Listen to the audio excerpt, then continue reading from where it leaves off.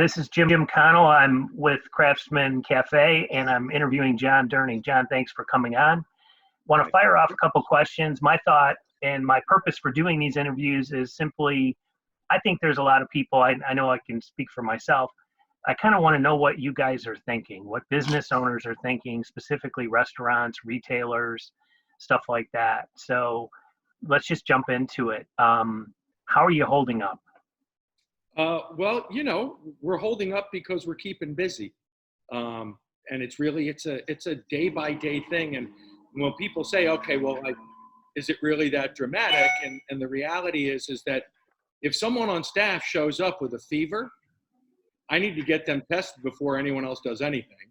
And if someone, in fact, has the disease, has the virus, then we're going to be closed down for a few weeks. So it really is, it's who shows up that day. Because we check everyone every day, sort of just how you doing, how's your family? But that's the thing that kind of hangs in the back of my head right now in terms of, my immediate concerns. Because otherwise we come in and while we're doing a different style of service, we know kind of what our tasks are and who's going to be here. So in that way, it's a little bit business as usual, just a lot more quiet. Yeah. Speaking of operation wise, you guys have had to really obviously become a takeout and delivery service. Are you learning anything new? Any aha moments? How's that going for you? I know I've ordered a couple times from you guys, and I think it's going great from a customer standpoint. But how are you doing with it?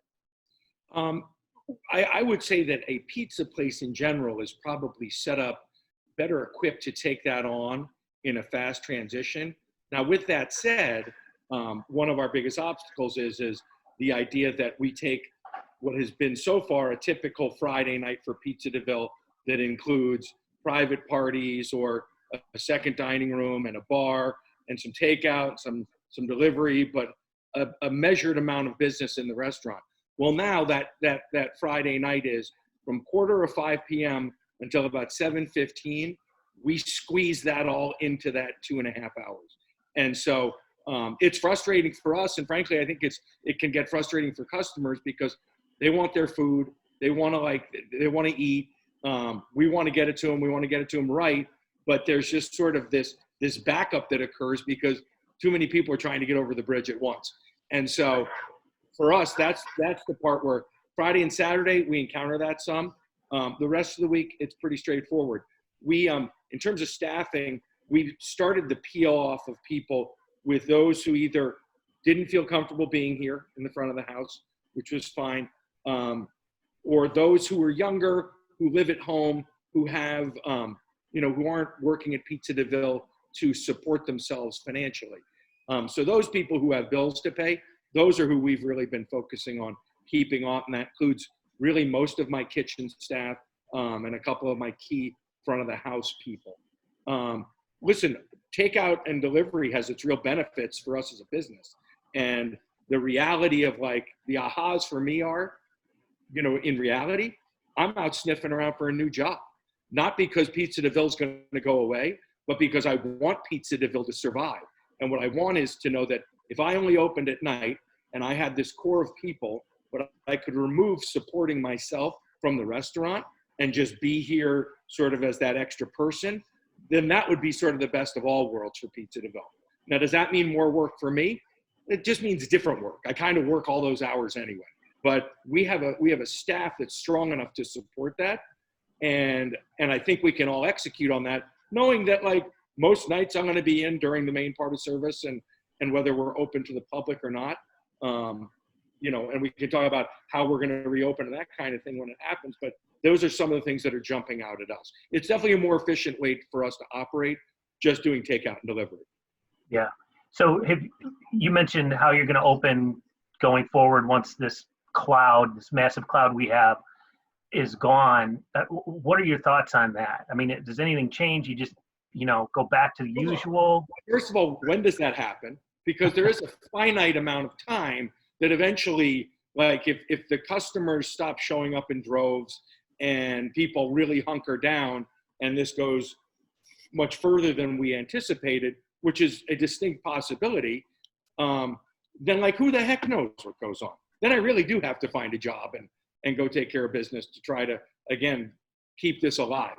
But with that said, let's say we come back, well, we're not going to all of a sudden have the seas part and the clouds come out and all of a sudden we can come out and work full on again. No, I mean, the way this is going to get fixed is there will still be huge amounts of social distancing.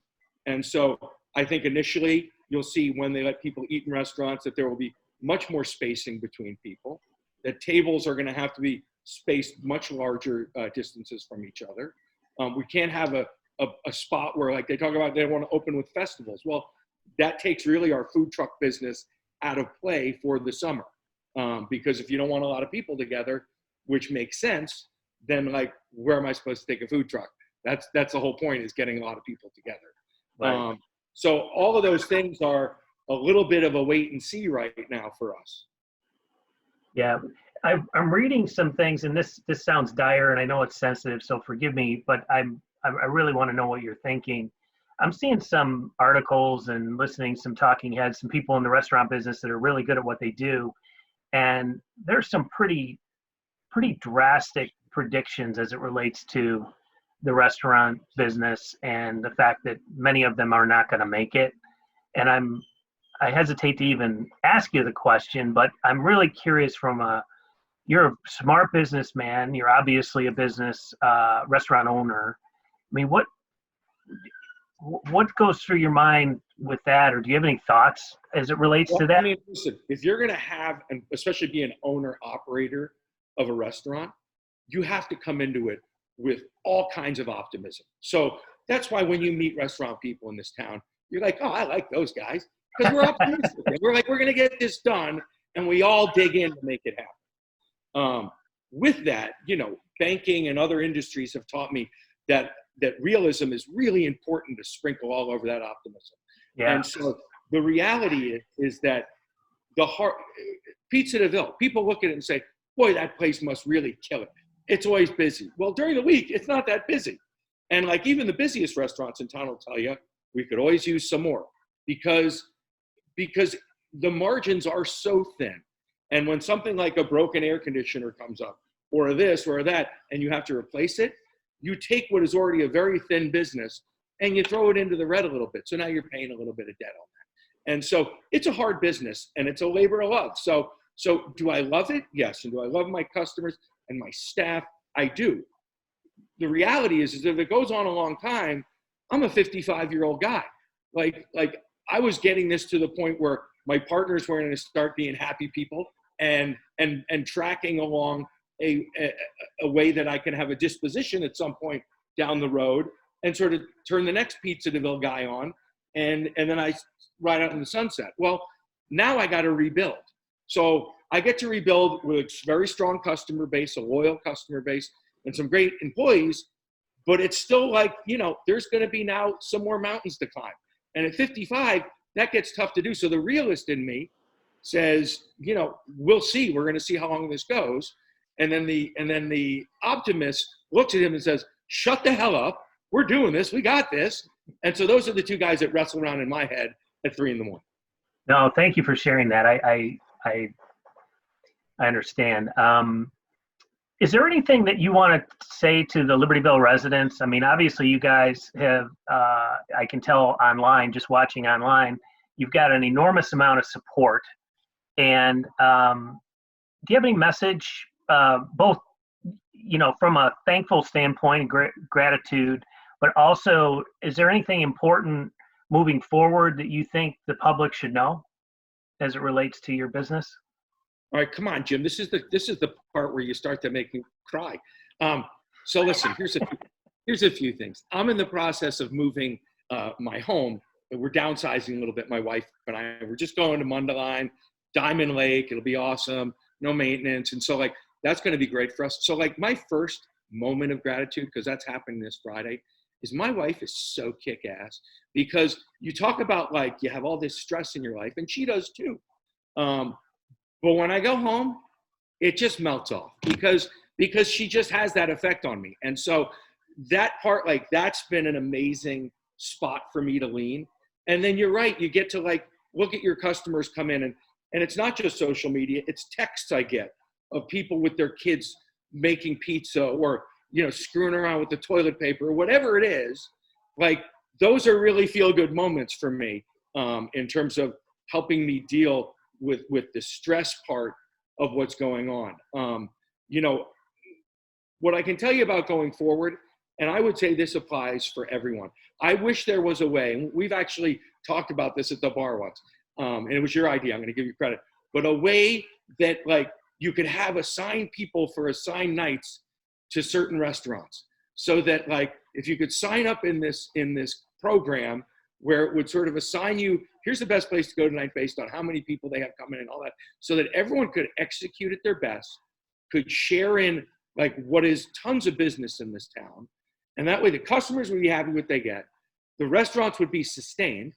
And you know, that would be a great model, because honestly, as this gets longer and longer and people realize, oh, you know, my 401k is going to come back, but like my business, we've got some more mountains to climb now. We might not get as much business. People may start resorting to cooking at home more, or whatever it is. And so while we're trying to be ready for that, as much as people can go out and support everyone, if you support everyone in the crayon box, all the crayons are coming back. But the ones that don't get supported, we may be missing some of those important colors, flavors in town, because it's going to be a climb back for a lot of people. Yeah.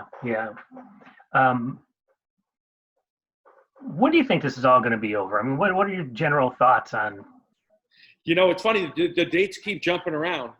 The first time the president sort of recognized how serious this was, he said, and you can look it up, this is like a July, August, maybe September thing. And I think that while we keep trying to push it up, the reality of when a peak occurs, when you run through that peak and then you wait for the next town to have it, because it doesn't mean it's over just because New York hasn't doubled in 3 days. Like, right. It's still, that's people being careful. But the second they come out of their house, they're susceptible. And the whole thing can potentially start again. So to me, I'd rather get it fixed the right way once than have it come back and wallop us again. And there's no guarantees. You know, it's an untenable position for anyone who has to kind of plan around this. And so, you know, I think that like with our staff and with your family, the one thing that everyone appreciates is a good, honest assessment. And so to the degree that we try to provide that to our customers, and it would be awesome, like for our local leaders, our state leaders, our national leaders to do the same thing, that's the biggest help to me right now. There's no government program that's going to fix this all the way for a little restaurant guy. We don't have enough clout. We don't have enough anything. And frankly, like my appetite for taking on more debt to do what I'm doing, it's about that big. And yet I'm not someone who's looking for handouts. I want to earn it. And so it's a tough one to unwind. Yeah. You know, I was listening to, can't remember what, I listen to so much content these days on this, but it was a restaurateur.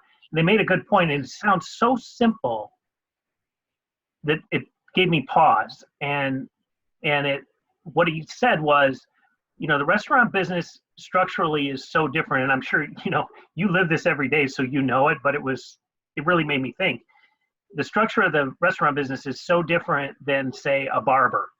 If I don't go to my barber today, he's going to get that business on Tuesday, Wednesday, or Thursday, and it's not really lost business, right? But a restaurant, once a day is gone, it's gone. I mean, it's not going to come back. There's not pent-up demand, if you will. And it really just struck me to think about, when you think about cash flow and just capital, you know, a lot of the things that are coming down the pike are loans, right? And you think, geez, I mean, you made a good point. You know, I'm 55 years old. Do I want to take out more loans? I'm paying off the loans that I have now. I'm already broke. I don't need more debt. Yeah, right.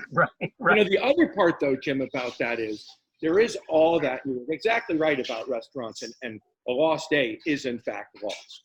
It's why when you do a truck day, you're like, not a lot of people are coming. I'm not interested, because that's a loser. And we can't afford a lot of losers in this business Yeah. in terms of days. The other thing, though, that you really like, and we haven't really talked about this, was I have people here who've been here since we opened. And like, a lot of them work 2 jobs, and that first job, they're not getting any hours from that. And so like, to the degree that their lives are disrupted, I mean, you know, that's one of my greatest fears of all, is because these people really are like family to me. And so, and again, like, they're proud people. We're not looking for GoFundMe pages or anything. Like, we want to earn it. So like, as long as we can, that's awesome. And that's why we're all over about just stay away from everyone and stay home, so that like, because again, the first person who comes in with a fever and breathes all over us, in good conscience, I got to lock the doors. I can't have that going forward. There have been stories about, well, there was someone I saw today on the news who was at one of the downtown grocery stores, like, oh, an employee was found to have, they were sent home. I'm like, what do you mean they were sent home? They like, if they were breathing all over their coworkers, well, now it's there. Yeah. And I think you have to be that careful about it. Yeah, absolutely. So anyway, I think about all of those things, all of it, you know? Well, I got to tell you this quickly. We ordered a pizza kit, and you're not going to be hiring me anytime soon in terms of working in your kitchen, because I absolutely butchered the dough. I mean, it looked like it ended up a square, way too thick. I mean, it was a disaster, but I just piled a bunch of the toppings that we ordered on, and it was fantastic. We just I was going to say, I'll bet you didn't lose any flavor. No, not at all. Not at all. And so I will say, there's that end of the spectrum. And then Ryan Hickman, who owns Tala Coffee locally, Ryan Hickman used to own the Rosatis. So I got some pictures from him. That guy could come work the line on Friday night. I'm sure in this town there's a lot of talent. So there's a lot of people out there. I'm not one of those guys. Yeah, no. Like, the whole idea with the pizza kit, because we know, like, whatever shape it's in, if you cook it the right way, it's going to taste pretty good. But also, like there are some great pictures floating around of these kids. I mean, who doesn't like making frickin' pizza? Yeah. Really. So like, yeah, that's been a really fun thing for us. That might be something that we try to continue with regardless of format. And I'll tell you, like, folks, format wise, I have no idea what the future holds for us. Should we survive all of this good stuff? I have no idea what that looks like at this point. And I just hope you'll bear with me, because really our goal will always be the food is awesome first. And then, like, after that, we're going to figure it out. Yeah. Well, we'll end it there. Thanks so much for your time, John. And just, again, the reason I'm doing these is I think people want to just hear, there's a lot of stuff that's shared online and everything, but in terms of just hearing your thoughts and where things are, where you guys are, some of the realistic things I think people need to hear, in my humble opinion. Thanks for what you're doing. Thanks for taking the time, and we'll sign off, and I'll upload this and we can share it. Terrific. Thanks, everybody, and stay safe and healthy. Thanks, John.